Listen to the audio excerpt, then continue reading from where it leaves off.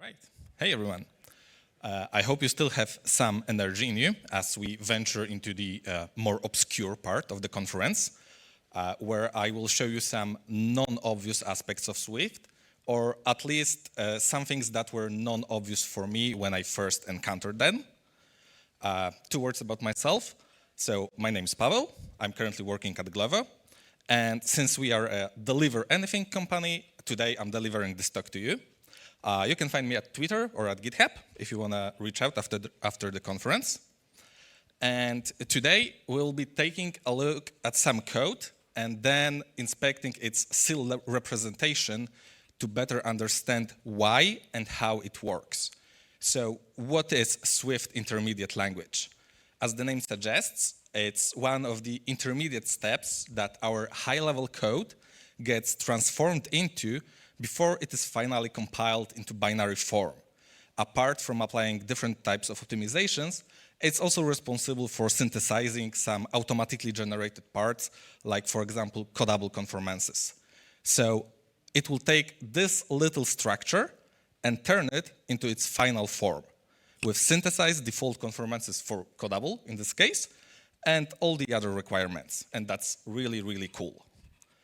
And to work with SIL, I have been using SIL Inspector, developed by Alex Plevit. I hope I didn't kill the pronunciation. He built it quite some time ago, because it was actually built for his talk, Swift 2 Under the Hood. And it's a really, really simple app, but gets the job done. One thing worth noting, if you're going to be experimenting with it, when it was built directly from Xcode, it didn't run for me, but getting the binary and running it as standalone does the trick. And quite some time ago, I've also learned about Compiler Explorer by Matt Godbold. It's available via web browser, also open source, and it supports also different languages, not only Swift. Has some powerful features, especially if you are working with assembly, where it tries to highlight the assembly instructions and the high-level code, which makes it easier to relate which part is which. And okay, so what does obscure mean? So with the definition from Merriam-Webster dictionary, it is something that is relatively unknown or not clearly seen. And today, as I said, we'll take a look at such things in Swift language.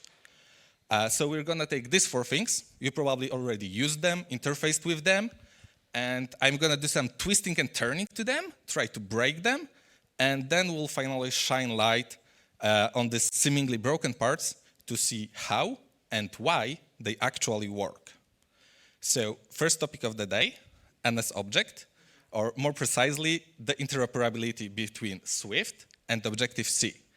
Some parts are quite obvious, some not really. So let's dive in. To quickly set the ground for this, let's recap what base types we have within those languages and how we can store anything in a variable. So in Objective-C, bar some exceptions like NSProxy, everything inherits from NSObject. And as we know, in Swift, there is no base type. If you declare a class without inheritance, then it's just your custom class. And structs obviously don't inherit from anything. Now, if you wanted to have a property capable of storing anything, then in Objective-C, you could use the ID type. In Swift, we have 2 possibilities. Any, which can hold truly anything, so structs, classes, closures, and any object, which is dedicated for class types only, or reference types only. And you don't need to take my word for it. Here's a snippet straight from the docs. So let's see this in action. This line is pretty obvious. This is our core truth. Any is any, and we can safely assign anything to it. In this case, a plain static integer value. Now, let's see if we can do it using any object. And unsurprisingly, the compiler throws a nice error that follows what was explained in the docs. So far, so good. Now, since this is supposed to be about NSObject, and as we know, some Swift types that aren't classes can be breached into their class counterparts in Objective-C. This is true, for example, for strings and NS strings, arrays and NS arrays, and as in this example, numbers. So let's see what happens if we try casting our integer to ns number. First of all, it will succeed. This is where the bridging kicks in, and we'll take a deeper look at it in a second. Let's see what type does it have. Is it an ns number or an int? Any guesses? So it's actually both. So while we moved our int to class and Objective-C world, we still retain information about the underlying type. And let's check one more thing. What do you think? Should this be a float? It is a float. Because this is kind of okay. Even though Swift doesn't perform automatic type promotion, all integers, let's assume that, can be converted into floating point numbers. So we'll allow this minor inconsistency in this bridging, but let's do a quick sanity check. And what about now? Should float object be an integer? Thankfully, it's not, because there are additional checks going on under the hood. So in case of ns numbers, when we are casting them back to various numeric types in Swift, it's not like they are checking the actual type, but if the value held can be safely represented on Swift level. Okay, so how does this happen? So it's quite simple. When we cast to ns number, the compiler was smart enough to simply convert this to a direct call to a magic ns number initializer at seal level. As it turns out, even though I haven't shown it on previous slide, we can also cast that integer directly to ns object. The results are the same. The dynamic type will be ns number, though the method used is a little bit different. Instead of directly going to ns number in it, it rather calls a bridging method on int itself. And let's make a note of that method, as we'll be seeing it again in a moment. Armed with all that knowledge from the docs and the quick little experiments we did, let's now ask the real questions. What happens if we try to do it with our custom types? So what do you think? What should be the result of these assignments? Obviously, the first one works. It's a class after all. And as the docs stated, we can freely assign it to any object. And for the struct, we get the same error as before. Though I have a small confession to make. As you can see, I obscured part of the error before, because it actually has a fixit that suggests a direct cast to any object. So let's see what happens when we apply it. The compiler doesn't complain, it allows it. Before we dig into why it allowed us to do so, let me ask you another question, which may seem a little bizarre at the first sight. So what do you think should be the type checks of these, the result of these type checks? Should this be true, false, maybe an error? So the first one is false. We didn't inherit our class from ns object. We didn't mark it at Objective-C. We didn't cast it to anything. So this is good. And let's see about our struct. Okay, why is our innocent, pure Swift struct suddenly an ns object? So let's see what happens under the hood. So this is how our cast to ns object, any object, looks at seal level. It looks like there is a generic method that can bridge anything to Objective-C for us.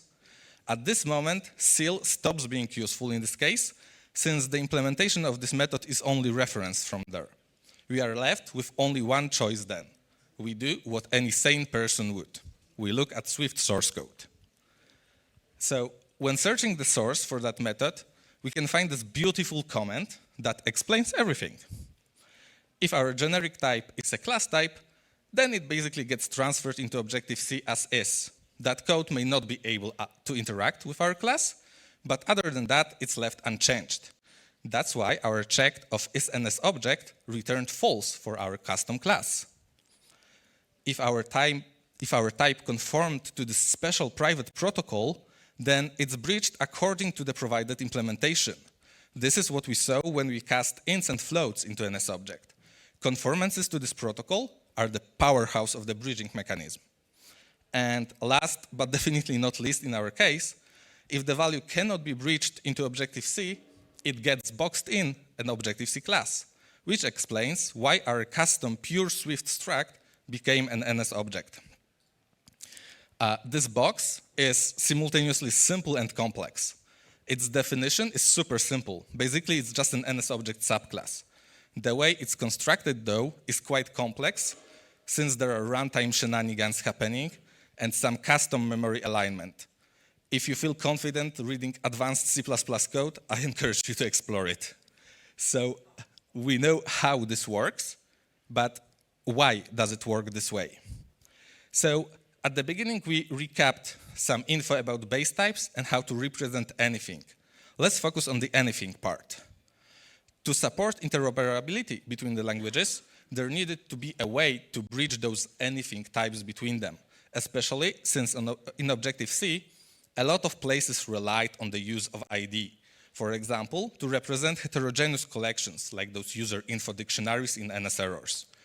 Before Swift 3, ID was bridged into Swift as any object, which makes sense.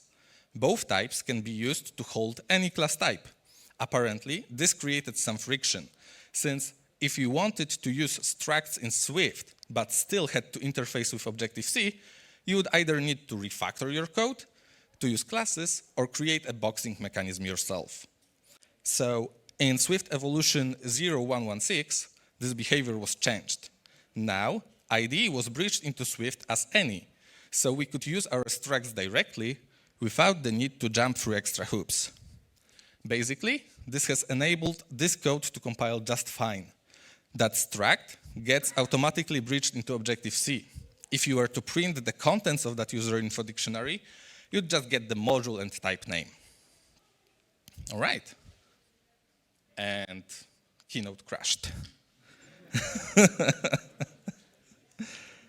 Sorry about, oh, come on, Keynote. Don't do that to me. So how are you doing? This is the obscure part. You don't see the presentation now. Oh, come on, it's on the other screen. Oh, come to me.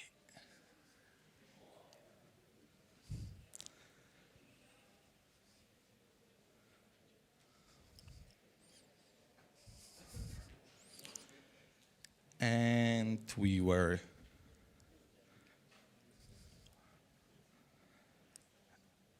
were here. We did all that. Let me just move through. Thank you, folks.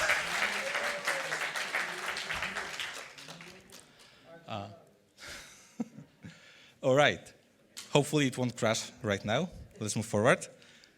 Because next up we have auto-closures. This is a very, very simple annotation, but pretty powerful. And it hides a small secret if you aren't careful. So let's take a closer look at it.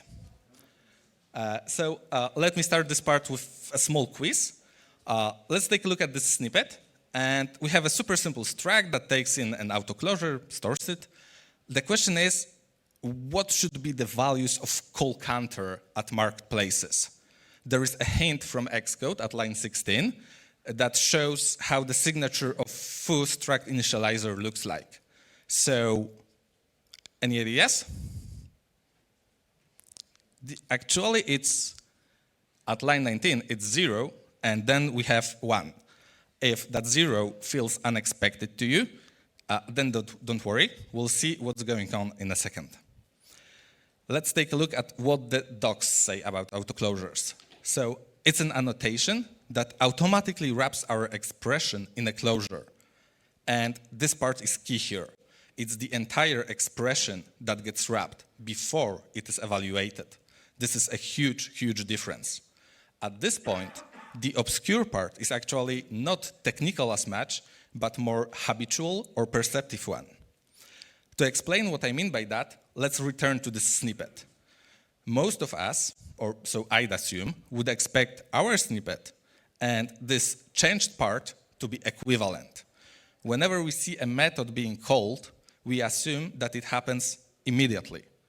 Autoclosure breaks this assumption in a well-defined but a little invisible way. Worst thing, at least for me, is that Xcode doesn't really help with autocompletion here. As you can see on the left side, in the commented line, the autocomplete hints that this method expects a plain string. Nothing indicates that it will get wrapped in a closure for us. At this point, this is pretty academical. But let's imagine that the Foostruct is provided by a closed source framework. I can easily imagine myself scratching my head and debugging. Why wasn't that method called? Or possibly worse, why was it called more than once if internals of that closed source framework did require to evaluate it more than once? And to spice things up, let's adjust our sample snippet a little bit. Assuming that the code above framework boundary is closed source for us, so we also don't see this expression being wrapped in a closure. We now moved into the world of reference semantics, and this sample may be a little bit closer to what we could see in real code. We have a class that handles interactions with that SDK, setting it up on init. So, do you see a problem with this snippet? There is a retain cycle hidden here. As we learned just a second ago, the autoclosure annotation wraps this entire expression into a closure. And since that expression references a method on self, it also gets implicitly captured. Once we expand this wrapping, it becomes really apparent. We see that the SDK initializer captured self strongly, and we also retain our SDK handler strongly. Fortunately, we are well equipped to deal with this kind of things. Handling retain cycles using quick captures is something we do with eyes closed. So let's apply this here. For a low price of a default value, we get a compiler error. And it kind of makes sense because our external SDK expects an expression that returns string. And the expression we have now returns a closure that returns a string. Remember that this entire highlighted part would get wrapped into a closure, so the types don't match. Now, if we simply called our closure right here, we'd make the error go away, since now our auto-closured expression returns the result of running our closure, which is an expected string. So, unfortunately, this doesn't solve the retain cycle. Let's see why. Looking at seal, we see that the closure we defined ourselves does capture self weakly, as we want it.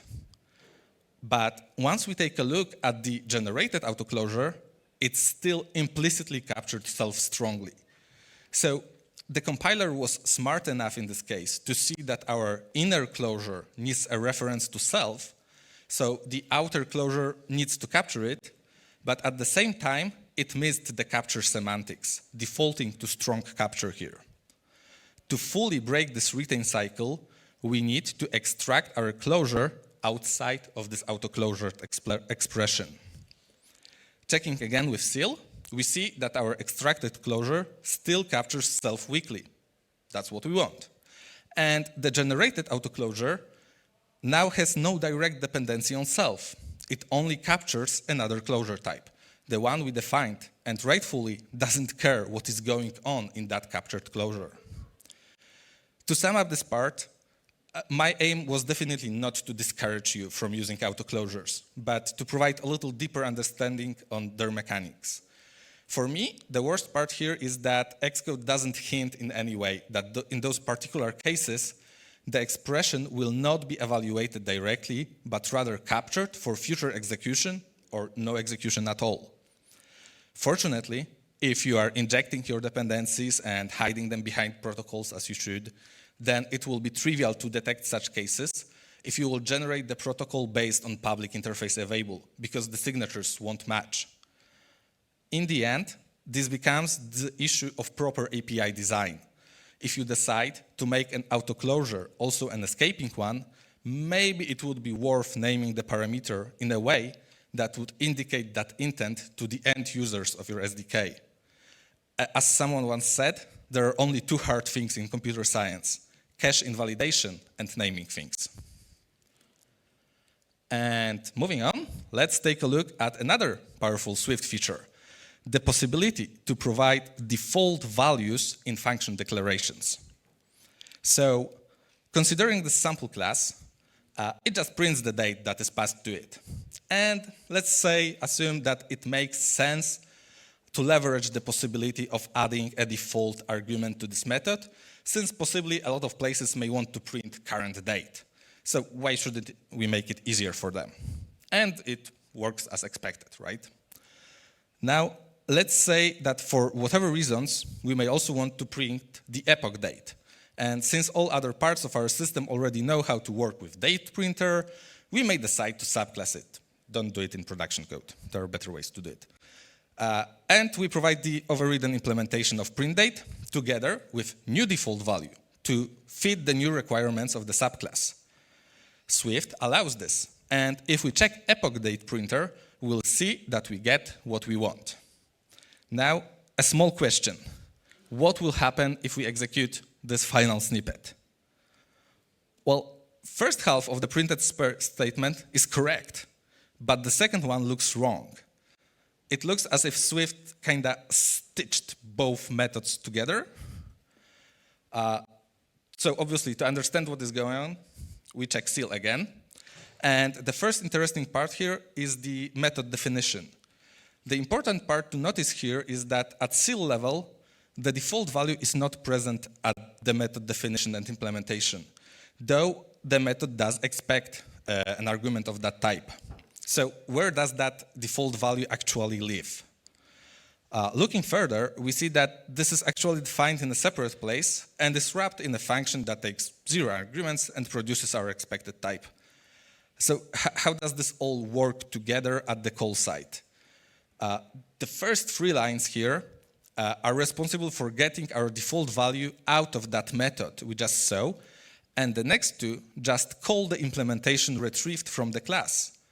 It is important to note that the class method instruction here retrieves the implementation based on the dynamic type of the object. So what changes when we introduce the subclass? So we obviously still have our default argument getter for the base class, and obviously another one appeared dedicated for the subclass. Now, the interesting thing that happens is at the call site, because nothing changed. The call site looks exactly the same. If we look at some earlier parts, we will see also that Swift knew that it was dealing with a subclass and stored it in a variable type to a base class. So what we learn from all this is that while the method to call was found dynamically, the default value is bound statically, because based on what type information we have at the moment of calling the method. So what to do with it? Is this like a bug or a feature? It's really hard to say. Kotlin, for example, explicitly disallows providing default values in overridden methods. So this short snippet will throw a nice and descriptive error. It's definitely one of those behaviors that may not happen often, but it's good to have knowledge of it in the back of our minds when it does happen. And what about Swift? Should this be explicitly disallowed or improved? If you ask me, both of these options sound good, because they would basically disambiguate the situation. And this behavior is around since the very first versions of Swift. Apparently, there was some will to tackle this, as mentioned in this blog post from 2014. But since that time, the mentioned and linked forum threads are no longer available, so we cannot see where that discussion went. So, yeah, fortunately, there are other approaches to achieving similar behaviors to what was shown in this somewhat forced code samples, like using protocols instead of inheritance to support different date printers. And you should definitely gravitate towards different approaches there. And a last topic of today is extensions, or more precisely, protocol extensions. This is, again, a great language feature that can help us, but as you probably imagine, there is some small catch under some circumstances. So let's extend our focus a little bit, and let me show you what I'm talking about. To also set the ground for this, let's quickly recap how overloading works in Swift. So we are free to overload methods, meaning we can have multiple methods with the same name that differ on the return type or on the argument types that they accept. This isn't true for properties though. As soon as we create a second property with the same name, we are getting an invalid redeclaration error. And another small thing to recap, protocol extensions.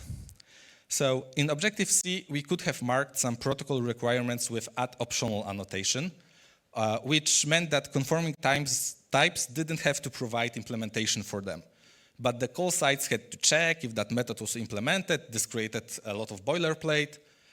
Pure Swift doesn't allow us to make protocol requirements optional in the same sense as Objective-C did, but we can still create an extension that will provide a default implementation of a requirement. It may not always make sense to have that default, which hugely depends on your domain and on the problem you are solving. But when it does, you can allow conforming types to skip implementing those methods. They can still do it, obviously, and if they do, the specialized one will be used. So let's see how this works with property requirements. We have another small snippet. We have now a printer method that expects a string and just prints it.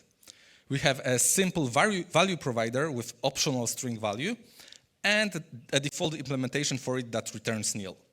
Finally, we have a conforming type with a specialized implementation for that property. So what should be the result of running this program? And if your intuition says that it should fail to compile because printer expects a non-optional string and value in value provider is defined as optional, then you spotted the first tricky part of the sample. But actually, this code compiles just fine and will print foo. To understand this, let's check two things. Adding two variables with explicit types, first non-optional, the second one optional, immediately gives us a hint to what is going on. We actually have two properties with the same name, but different type. Even though we overrode the default implementation of value when we thought we overrode the default implementation of value property, we actually didn't. The compiler inferred our type to be non-optional string. And since it also saw that there is a default implementation for the optional one, it happily synthesized it for us. But didn't we just see that property overloading is not permitted in Swift? Before we dive deeper to see how this works, let me also show you a second way to access both of these properties. Depending on static type known to the compiler, it will also choose either the non-optional value or the optional one defined in protocol and its extension. And for the rest of this topic, we'll focus on that part, accessing the property when we have different information about the object's type. Now, these are the trickiest samples to show on slides, but I hope I'll be able to explain this properly. We'll look at how this default property is synthesized and accessed, starting from a very simplified example, and then we'll build our understanding from there. The first case is the simplest one. No custom overriding. We just declare the conformance and let the default implementation do its thing. First interesting thing in CIL is the implementation of the default value. It looks like it's not tied to the conforming type in any way and lives in its own static context of value provider. This information is important, so let's keep it handy. And just for reference, let's highlight the CIL name of this and its signature. Another important thing to notice is that at this point, there is no reference to value in terms of our struct, since it doesn't have that property itself. So when we try to access the property directly on foo, the compiler is smart enough to know that the only candidate is the one from the protocol extension, so it can optimize a little bit and call that implementation directly. If we try to access it on the protocol, things get a little more complicated. First of all, since we lost the information of the actual type, we need to reach into the existential to find it again and then find the method we are looking for. The type information is preserved here, and since we are looking for a witness method, let's open that existential and look at the witness table. The witness table is pretty simple. it defines just the getter for our property, since that's all that our protocol defines and requires. The entry in the witness table points at a method that just calls our default implementation, which makes sense since it's the only possible candidate to do it. Next step, we provide a proper implementation of the protocol requirement by explicitly stating that we want value to be of optional string type. So what changed in CIL? First of all, our struct finally got a dedicated getter for the value property. The call site to get value directly from foo instance now looks a little different. It's a simple direct access to a value stored at an offset. And the last part that changed is the witness method implementation. Now it's so that there is a matching candidate in the conforming struct. So instead of calling the default implementation, it will now call the specialized one. Finally, by removing the explicit type annotation, we reach the original sample. The call sites have not changed from this. Accessing the property directly on foo still just extracts it from the struct, and accessing it on the protocol still reaches into the existential. The first change that happened in CIL is in the value getter on our struct. It is still there, obviously, but its type has changed. It no longer returns an optional string, but just a string. The compiler inferred the type for us. And that change led to another. Since there wasn't a matching candidate in the struct anymore for our protocol requirement, since the types didn't match, the witness method implementation chose the only other matching candidate, the default implementation, leading to the behavior we saw earlier and the fact that we have two properties with the same name but different type. There is actually a way to detect this. If you define your protocol conformance in an extension, you will get a nice near-miss warning, which is great for functions, but since we cannot have stored properties in extensions, a pattern that we quite often see is to provide protocols property requirements in the base type definition to be able to fulfill them using stored properties.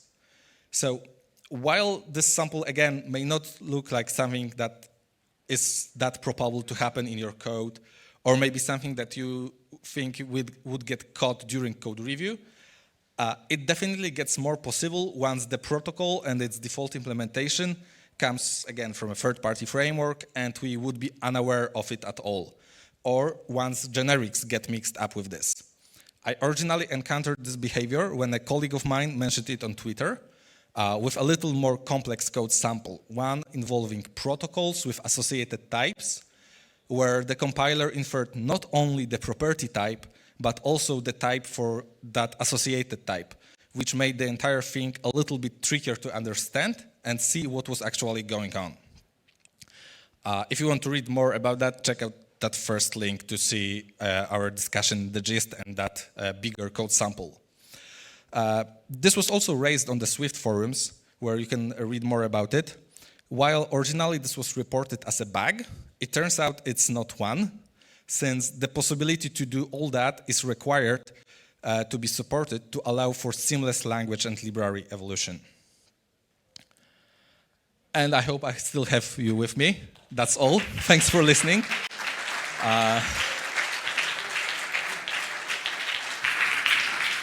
I hope you found these cases at least half as interesting as they were for me to investigate and research.